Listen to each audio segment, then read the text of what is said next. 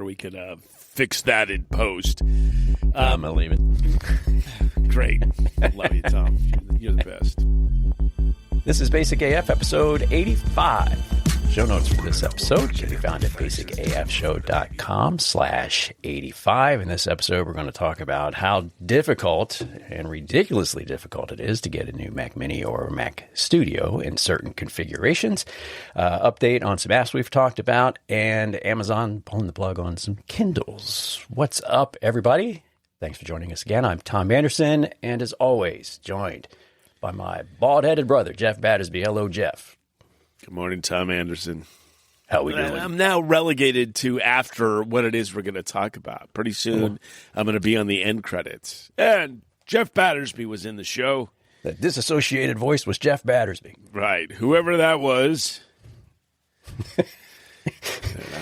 Here we go. Pretty soon, I think we just go to 11 Labs and lay down voice tracks and then just let it do it. Let it. We don't even show just up. Make up our right. Probably be better. Might be more interesting. Correct. To say the least. I am happy to say, Tom, that I was in my first performance this last week. I had a friend who is playwright, and I read stage directions for a one-man play. But I was there. We had an audience, and I could speak. So I'm back on the trail, pal. There you go. Moving my way back into good deal. That's good. Humanity. Yeah, it is good. And I am also now completely done with vocal therapy. Not, I got stuff to do at home that I got to get better about doing. But like PT, and hiking and doing all that stuff, I'm grateful to say that I'm probably at 92%. That's awesome. Yeah, I'd love to hear that. That's, we're 7 months? 6 months? What's today's date? It will be 6 months today. Today is 6 months. Yeah. Yeah. So 6 months ago on a Sunday, just like this, or maybe it was a Saturday, can't remember, I blew you off. Of sorts. Yeah. I mean, I didn't hold it against you or anything. Decided to go to the hospital instead. Jeff's like, I'd rather have a stroke than talk to you, okay? Yeah. That's like, Jesus, right. Thanks. Or the whole idea of having a conversation with you caused a stroke. So there you go. It could be that too. Yeah. Whatever it is. You're welcome. But yeah, that was 6 months ago. Hard to believe. But that is. Yeah. I am, I don't know, in pretty good shape. Still some ways to go. I did also see the neuro-ophthalmologist this past week, and he poked me in the eye, and I felt it, which is a good thing. There was a problem previously when I saw him in January where he poked me in the eye, and I was like, I don't feel anything. So that wasn't too good. It'd be perfect for the Three Stooges redo. Exactly. Poked in the eye all the time, man. Yeah. Well, so two anyway. of the Stooges are right here, so we just need one more. Right. Yeah. Neither of us are Moe or Curly. Yeah. So anyway, so that's all good news. Yeah, that is good news. Happy to hear that. Still a little wobbly, especially in the morning. It takes me a little while to get my feet in order, but I'm back to writing, like actually a lot. Cool. Very good. So I'm back on the train. So that all things in the right direction. Correct. Very much in the right direction. I'm moving where I need to move. So that is a very good thing, and I'm pleased about it. So, all right, here we are.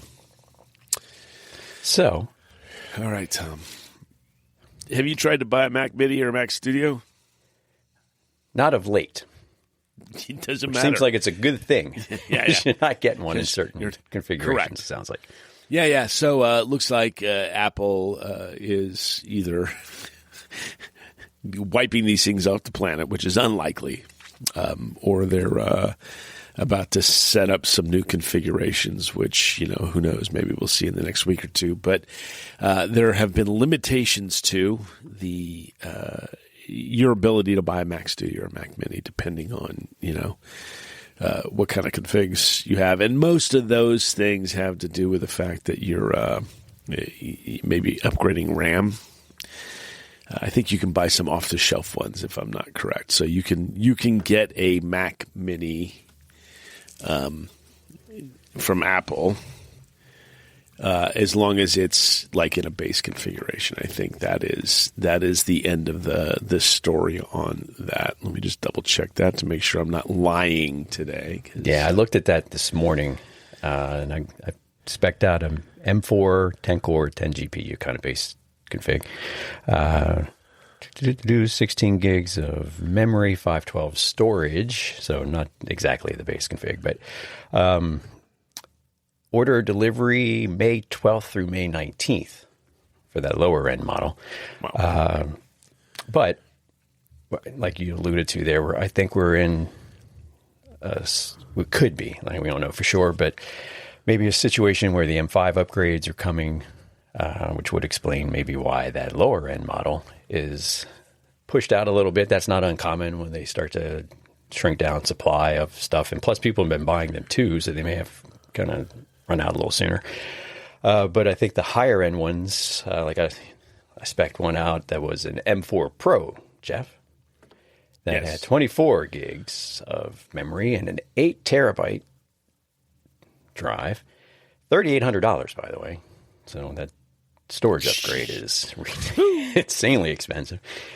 That ships in 10 to 12 weeks. So that would put you out right about July, mid-July. So enjoy the fireworks, and then you'll get your new computer. Yeah, it's a long ways away. Yeah, and those, there's speculation that that's all tied into the DRAM shortage, tied into the AI stuff, and people buying a lot of these to run LLMs locally, and constraints across the board for a lot of that stuff. I mean, RAM prices by themselves are crazy these days too. And storage, like I bought the Samsung, I think it's the T2, a little USB-C drive that I use for my Time Machine backups. And this 2 terabyte model. And I think when I bought it, it was $179 or something, but that's gone up a couple $100 too. So it's up to $350, $400, I think somewhere around there. So everything's squeezed because of supplies being limited. So it's an interesting time. Yeah. And I'm looking right now to see what the deal is. Everything looks like it's May.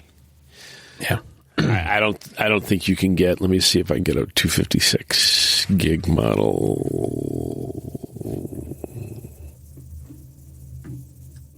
May. So, yeah, maybe it's RAM because I didn't do anything special to this. I just took base model. My gut feeling is that this is we're going to be seeing new configs very shortly, and so they've sold everything. So if you can go to Best Buy or one of those places, it probably has a couple on the shelf. If you needed one, you could get it. But frankly, M5 seems the way to go. So just interesting that this is the case. And I think, didn't this happen the last time Apple was getting ready to upgrade chips? Yeah, it does happen fairly regularly. And I just checked the MacBook Air. Like, it's got the new M5 chip, and it says in stock, free shipping. Let me look at delivery dates here. Throw in the zip code. Yeah, Tuesday, April 14th. Yeah. So those look to be in good shape, which is reassuring for work because we're about to buy a whole bunch of those. So yeah. I was like, I want to do that a little season. Earlier than we typically do, just in case. But yeah.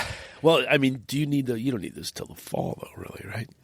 I mean, you get them in, we will have those. We like to have those on hand about the 1st of August. Okay. Yep. And then about 2 weeks after that, we start handing them out. Gotcha. Yeah. Very interesting. Very, very interesting. We just ordered 100 for summer stuff, and they're coming in 1st of May, last week of this month. So those are looking pretty good. All right. Very cool. Okay, and the Neo, which, quick for that, it sounded like hotcakes. So I think that one's still got a little bit of delay, but I think that is just a demand thing. I don't think that's Listen, and I finally went and got my hands on one of those I went to Best Buy and played with it side by side with the MacBook Air, and you could see the screen difference. There's definitely a difference between the two of those. But what a computer. It's hands down better than anything in that price range. Hands down. Yep. It's a pretty amazing computer, and Apple's done a brilliant job with it. It designed beautifully. They had that citrus colored one there, which I think is probably the most popular at this point in time. That thing looks amazing. Love the color on it. Friend of the show, Bill McLean, did his wife got one, and so he did a video on YouTube review of it. She got the blush, so kind of the pink one. Okay, the pink looking thing. Yeah. Yep, and he referred to the citrus as a dehydrated pea color. Which I thought was hilarious. Okay. I was like, well, yeah, kind of. I think it's more like Gatorade, but whatever floats your boat, Bill. Do what you need. So that made me laugh. Yeah, that is dehydrated. And then he had his old PC that he had from a few years ago. It's kind of in the same tier of performance, supposed to be. It's, the same price range, anyway, I'll say. It was one of those Lenovo Yoga kickstand touchscreen deals. And he booted it up, and it takes forever to boot up. And he put a background sound effect of a dial-up modem. You're like, wait for it to boot. I was like, that's pretty good, too. So he was on a roll on that one. He was feeling pretty good definitely. that day. How old was that PC? A couple of years? Yeah, it was I want to say it was 4 maybe, but I don't remember exactly. Okay. But we can drop a link in the show notes to the video. Yeah, cool. I haven't seen it. So the Neo, I spec'd one out, just the base model. It's about 3 weeks for delivery. Okay. But I, like you said, I think that's demand demand. That's not anything else, right? Yeah. And then saw an article this week that with demand being so high, they're like, Apple's got an interesting decision coming up if they run out of chips for this. Because remember, they're using the A18 Pro. Right. Yep. And we're on the 19 now, and so I don't know what their supply is. I'm sure they've game planned all this stuff. They're very smart people there, so I'm not concerned about that. But I didn't think about it. So there you go. There's the situation on the Mac Mini and Studio. So if you're in the market for one of those, it's an interesting time, depending on what you want. Yeah, and who knows? Maybe in the next 2 weeks we'll see. Yeah, it seems like those refreshes refresh are these things coming up pretty soon. All right, cool. Yeah, I'm still in love with the Mac Mini I have here, and it's, Yeah, and I hope they get that situated because I've got the Studio on maybe an upgrade list when I upgrade the Mini, which probably won't be till early next year, so I've got some time. Gotcha. Yeah, I'm looking at the old school Mac Mini. I've got a 2023 here with an M2, 16 gigs of RAM. I mean, no need to replace this. Yep. Right. That's exactly right. Just runs. Connecting to Riverside, not always easy, but that's not a Mac Mini problem. Something goofy with Riverside. Chrome, my favorite browser. It's the only device I have it on, is this one. So we can talk, Tom, so we can have our little moment of joyous discussion every other week. Mm-hmm. You do it just for me. All right, so that's it on Mac Minis. I wanted to re-bring up an app that I've been using, and we mentioned it in a few of our favorite things at the end of the year. The BookTracker, the bookshelf app. I have now been using this with amazing regularity. Basically, any book that I'm reading, anything that I'm doing, any books that I'm buying, I'm using this app now, and it's become super sweet. So one of the things I really like about it is, I have all my books in there, and I'm reading them. I could put a timer on when I start reading, and what's nice about the timer is I'm tracking how long it takes me to read a book, plus I'm keeping track of where I am in any particular book. So right now, and I would highly recommend this book, reading Nidia Corfor's Death of the Author, which is brilliant. Like, it's one of those, usually I have a book by my bed and a book that I read when I'm sipping coffee in the morning. And this would normally be my morning coffee one, and I have another one that I'd be reading. Well, I've been dragging this to bed with me every night. That's how good it is. But the great thing about BookTracker is, and if I'd have been smart about it, I would have done it a little differently. There's a really good bookstore near me. Used bookstore, but they also have some new stuff called Binnacle Books. And I wanted to pick up a couple of other books by Colson Whitehead there. I've been reading through Colson Whitehead's catalog as well. And I found a copy of something, but it had a different cover than the one that I currently had. And so scanned the barcode, and it pops up and says, you already have this in your library. So really, really good app as far as tracking what it is that you're reading, tracking what it is that's in your library. You've got the ability to lend books out and keep track of who you've lent books to, if you've lent books to that. I love this app. I had been using another one, actually a free one. This is paid for. I'd been using another app, and honestly, this is worth the money that you pay. I think, and I may have mentioned this when we talked about it back at the end of the year. The only disappointment I have is iPad and iPhone, one price. If you want it on your Mac, you need to pay another price. So that's a little disappointing. I get it. Completely different platforms. But it really, really good application that I recommend even more now than I did when we said when we talked about a few of our favorite things at the end of the year. So BookTracker, we'll put a link in the show notes just so you can get to it, but highly, highly recommend that app. How many books do you have in there? Oh, Tom, don't embarrass me. I have close to 400. Okay. And I haven't even scanned all my books. Right. So here's the deal. I have a bookshelf that is full of just first editions. I have a bunch of first editions that I've collected or picked up over the years. Some of those are well before barcode days, so they get manually entered. I haven't done really any of the manual entry on that. And then I have stacks of books everywhere. My children are either going to have to read a lot of books or curse me as they go back to Binnacle and sell the books back to them. Head rush now after I've coughed my brains out. I'm sure we could fix that in post. I'm going to leave it. Great. Love you, Tom. You're the best. Yeah. Today's a quick edit day. So that's right. Yep. Ship it. Which kind of ties me up to another, and you and I will have a difference of opinion on this. I read the vast majority of my books now in physical format again. Mm-hmm. I, for a very brief period of time, was using a Kindle. I got one of the original Kindles. Then when the Paperwhite came out, I got the Paperwhite. That original Kindle that I got, which I got pre-2012, is now deprecated. Amazon no longer supporting those Kindles. So if you have stuff downloaded on anything that shipped before 2012, you get to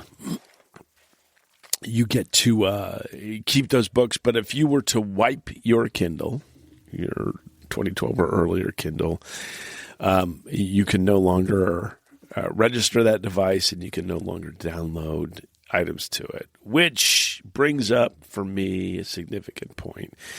I mentioned that I have a bunch of old first editions. I have stuff by Steinbeck that was from a good long time ago. And guess what? I can still read those books. Never been deprecated. I can thumb through them, read everything that's in it, and the fact that I mean, I get it. Technology gets old and things change, and who knows? Amazon's got crazy DRM going on, so maybe there are going to be updates to their DRM. But the fact that they can just say, nope, can't read your books on this device anymore. You have to get something new. Pisses me off. Really pisses me off. Now, I understand you have a difference of opinion on this, Tom, and I want to hear that difference of opinion, and then we'll fight. Wow, that escalated. Yeah, it did, right?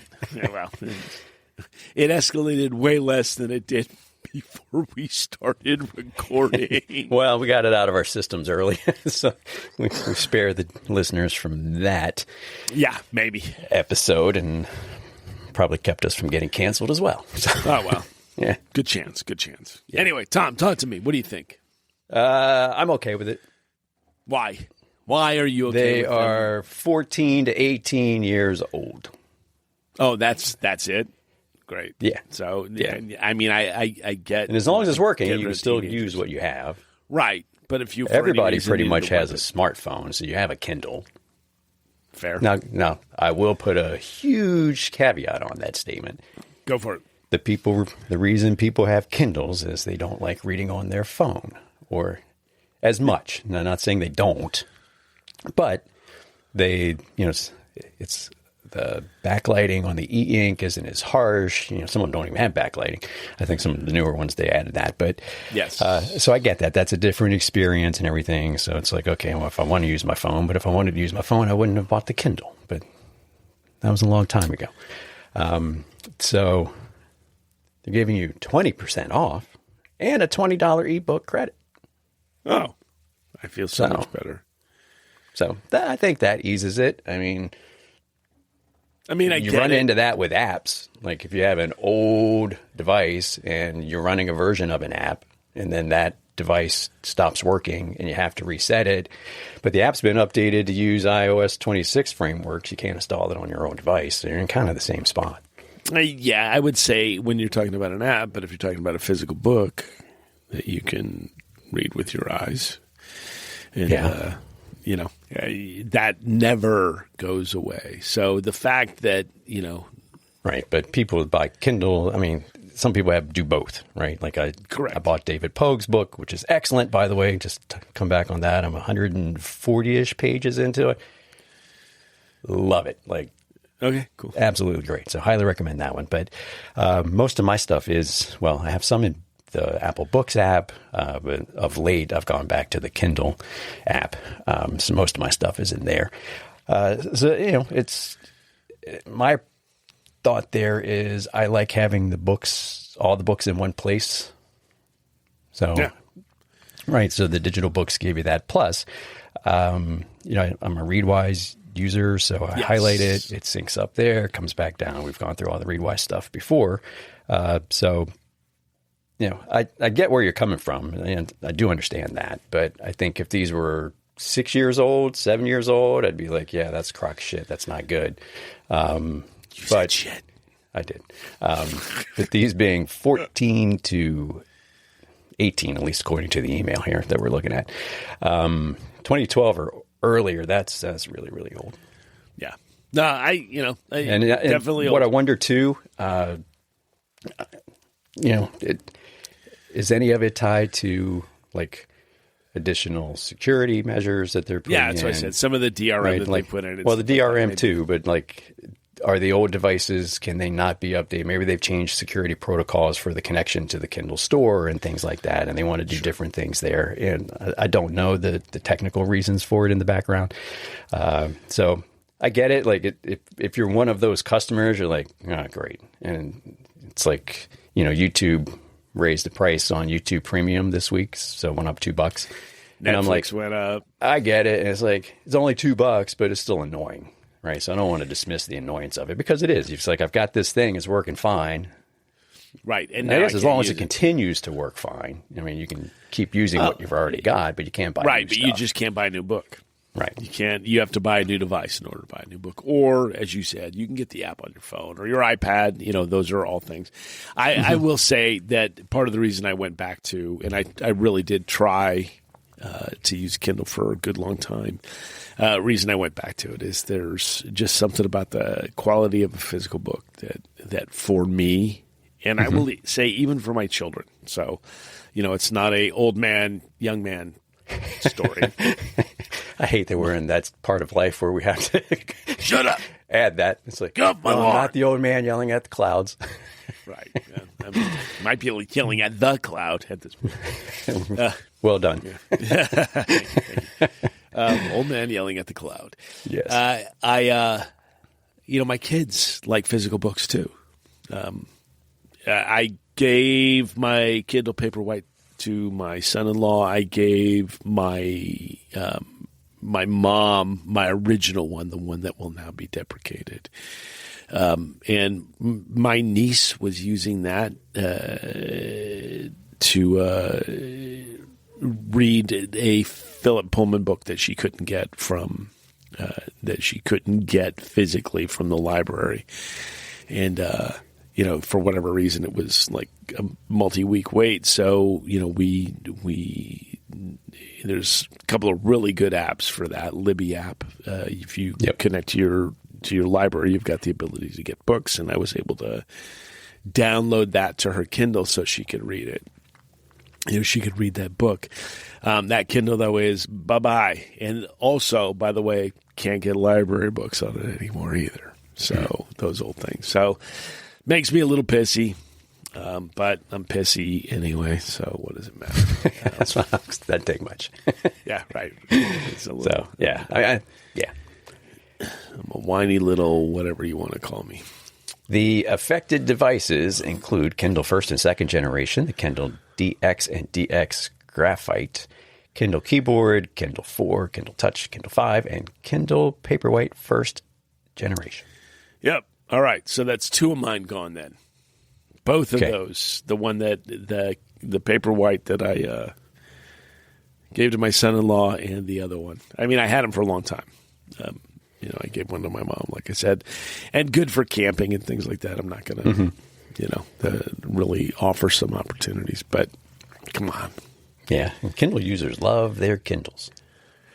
The ones that love them, I did not, but yeah. Yes, the ones that love them. So love them. If you're into it, you're really into it. Yeah.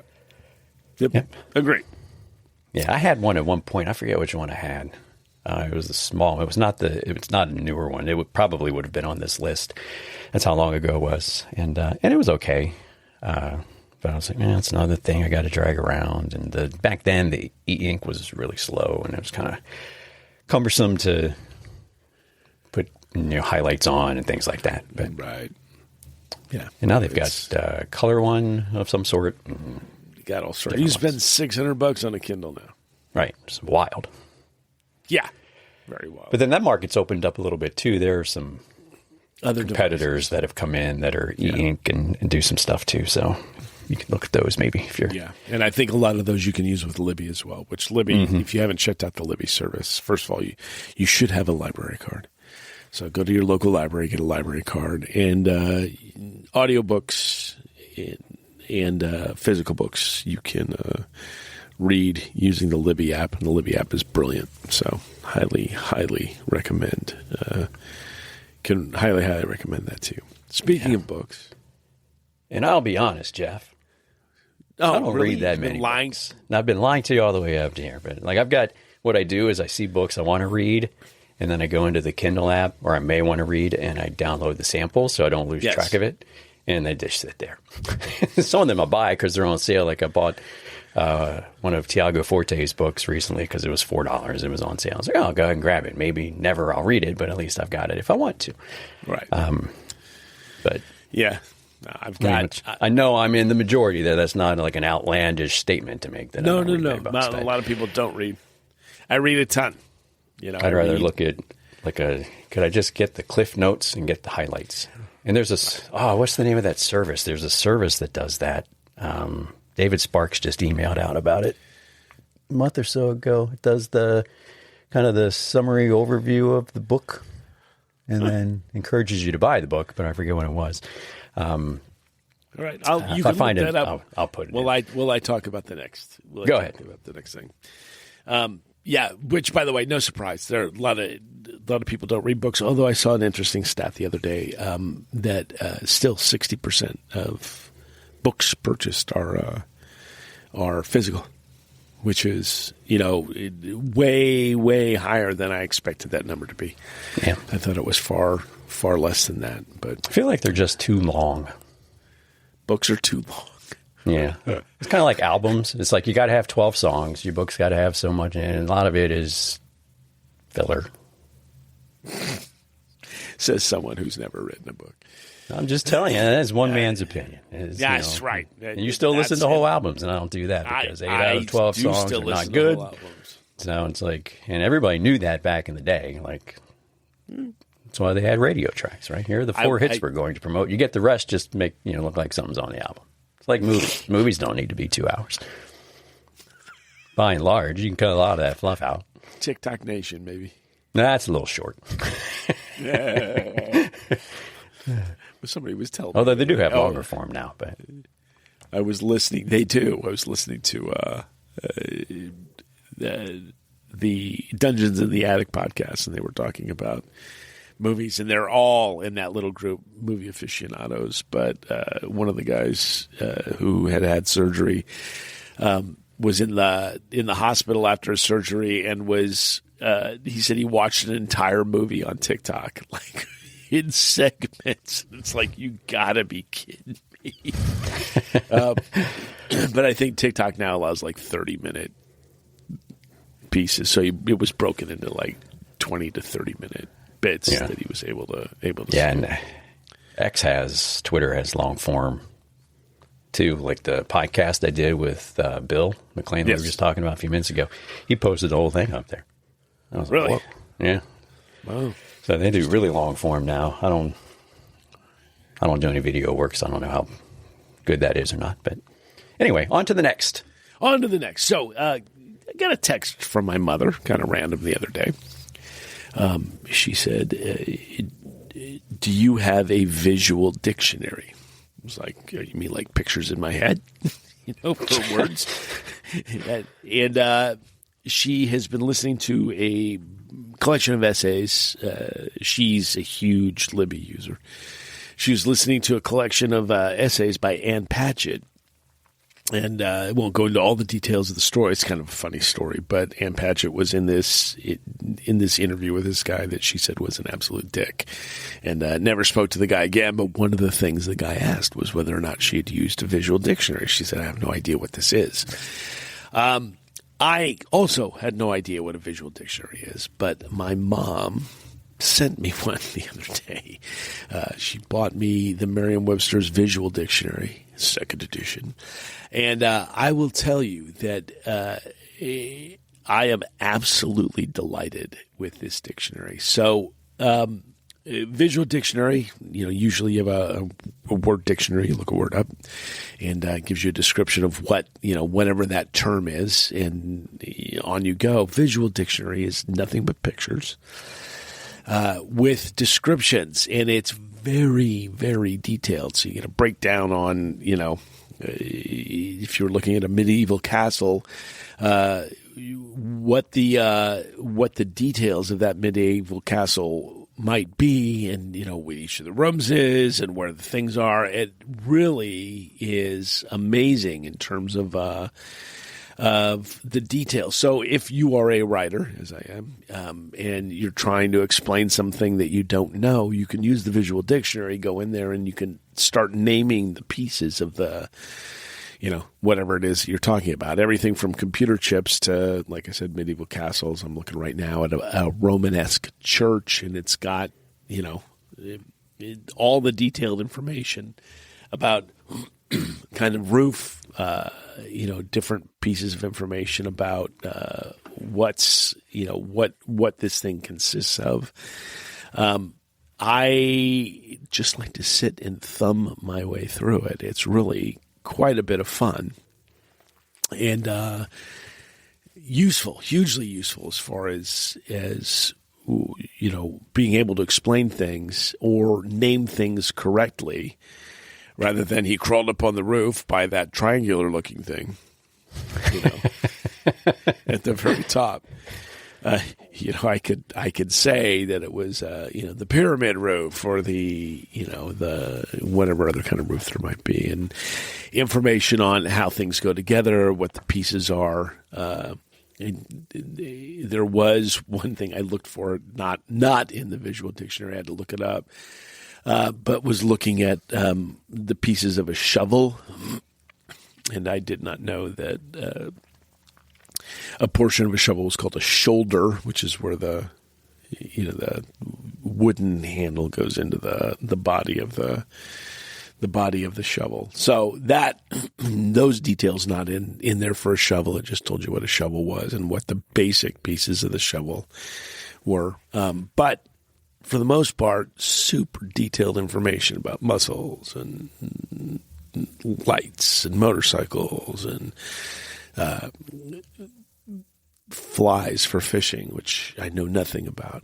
Some really kind of cool information. So if you have never heard of a visual dictionary, and honestly, if you're just interested in knowing things, I don't think you have to be a writer or someone who needs to be able to explain things to other people to enjoy this. It's just kind of fun to thumb through and look at items and really kind of gain a different kind of knowledge. When I was a kid, a friend of mine, his sister, super smart young woman, she was little at the time, read the dictionary. I'm disinclined to read dictionaries. But this one, very, very inclined to read.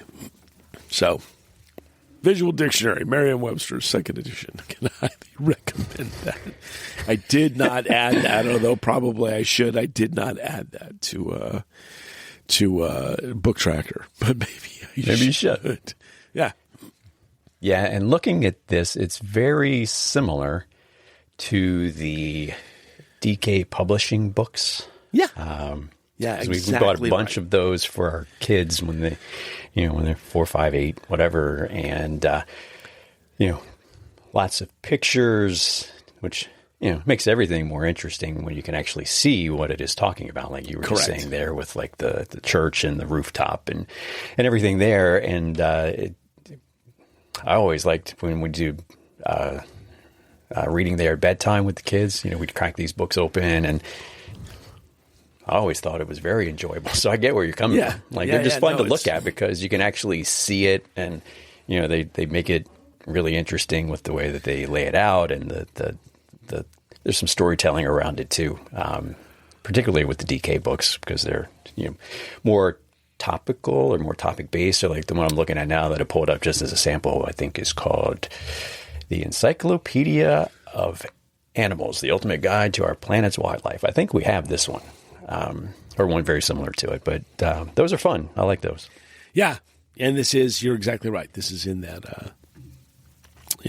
family, and that's what makes it interesting. Is it is something that you can kind of explore, and you can learn something using pictures. Mm-hmm. And in that case, you're kind of putting a name to a face. You're finding a way to understand a thing without maybe having any other understanding of it before, simply because it has pictures and then explanations with some details. So when we're talking about that Romanesque church, it tells you that Romanesque style of architecture lasted in Europe from the mid-11th century to the Gothic period. Characterized mainly by thick walls, rounded arches, barrel vaults, and small windows. So you get a really nice understanding. It's almost like an encyclopedia, but without the detail that, the in-depth detail of, who first came up with Romanesque architecture or anything like that. So pretty cool stuff. All right. So last on our list, Tommy boy. Last on our list. So iOS 26.4 was updated or was released not too long ago, a couple weeks maybe. 4 quick things to know coming out of that we wanted to kind of share with you. I think we hit on it a little bit in the last episode. We said, hey, it's rumored to have improvements anyway on the keyboard for typing, and it appears that is true, which is a very welcome change because, man, there were times I was ready to throw the phone against the wall. I was so aggravated with that thing. Apple said in the release notes, improved keyboard accuracy when typing quickly. And so that does seem to be the case. Yeah, and you made a recommendation in your newsletter, which I followed, which was to reset the keyboard. That makes a difference, too, because a lot of times I think it remembered the stupidity that it added. And I have found that to be true. So I'm finding this to be much better than it had been before. But I did do the keyboard reset that you were talking about in the newsletter. Yeah, mine has been pretty good, too. I did that as well. The resetting the keyboard dictionary is easy. It's in your settings. Go to General. And this is where it gets a little scary for people because it says transfer or reset phone. Okay, so you do that, and then you get into that section where you can do like the erase all contents and settings. Do not do that. Yeah. You just want to go to reset and then reset keyboard dictionary. And we'll put a link in the show notes to the last newsletter that had that in it. Has all this other stuff in it too, so you can go read it there if you want. Sign up. You'll get this stuff sent to you, by the way. TomFAnderson.com. Shameless plug. Because that's what we do. You should be ashamed of yourself, Tom. I shed all of my shame. Good. A couple other things real quick. Urgent reminders came out a couple of releases ago. I feel like it was 26.2 maybe. And that let you set a task that you have in reminders. You could set it as urgent, and you would give it a due date and a time. What was different there with that is when the due date arrived, instead of getting a notification, you would get an alarm, just like if you'd set an alarm, to go off at 5 o'clock or something like that. So it would show up on the lock screen.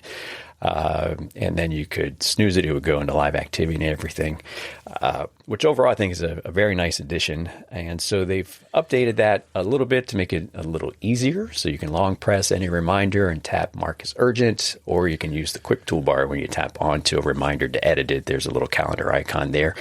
And they've added a section at the top. If you're using an iPhone, it'll be on the left. If you're on Mac or iPad, where your today, scheduled, and all those kind of smart lists are. There's an urgent smart list there, so it will collect all of the urgent reminders, so you can find them there. Very nice. Yeah, a couple of other things. Stolen device protection now by default. And there is support for AI apps in CarPlay now, so you can use AI in your car. Yes. So have you used that at all, Tom, or no? So the apps have to get updated to support it. And yeah, as far as I know, only ChatGPT has updated their app. I see it. I have not seen Claude or Gemini. Don't know if Perplexity might. I don't know. I don't have that one, so I'm not sure if they have or not. Now, couple of things to know with that. It's voice only, so it's not like throwing you a wall of text up on the CarPlay screen, which would be chaotic. You don't want that. We don't need that. People are poor enough drivers as it is. There's no woke. There's no woke word to activate it. There's no wake word either. So if you say, like you would say, hey, idiot Apple assistant, you can't say, hey Claude. So you can't get that. You have to actually open the app on the CarPlay thing. So it's voice only when you do that. I hit ChatGPT the other day, just test it. And I don't know if it was noise or what, but it felt like I was using Siri, because it was kind of dumb too, because I said, what are the latest rumors on the iPhone Fold? Any updates on that or something like that? Yeah. And it's like, the iPhone 14 Pro is the latest model available. And the iPhone, I was like, okay, we're done. So that's a great start. Yeah. So that works for me. That's probably a one-off. I mean, it's usually pretty good with that. But so anyway, those are there if that's something you want to do. I know some people have asked for that so they can, ruminate on things as they're driving in, they're bored, whatever, want to talk about something. But anyhow, I think that's it, Jeff. Tom, we've done it again. We burned another 45 minutes of everybody's time. Thanks for sticking around if you're around this late in the game. We do appreciate all of our listeners, and thank you for coming along. Tom mentioned he's got that newsletter that you can get at his newsletter address, tomfanderson.com/newsletter. I'm pretty much off social media, not 100%, but you might be able to find me on Threads occasionally at Reyes Point. You can get to us at feedback@basicafshow.com. Plus, in your podcast app, you've got the ability to send us some feedback there as well, including voicemail. So feel free to voicemail us if you're so inclined. Tom Anderson, I think that's the end of the road for us. We've got Psychokinetics show music. Greatly appreciate Psychokinetics and Celsius 7 and Randall Martin design for our fancy pants 2-idiot robot logo, which we love. We do. Still 100%. Great stuff. Yeah. 100% Yep. on. All right. Well, I think that will do it. So thanks for being here, and we'll see you next time. See ya.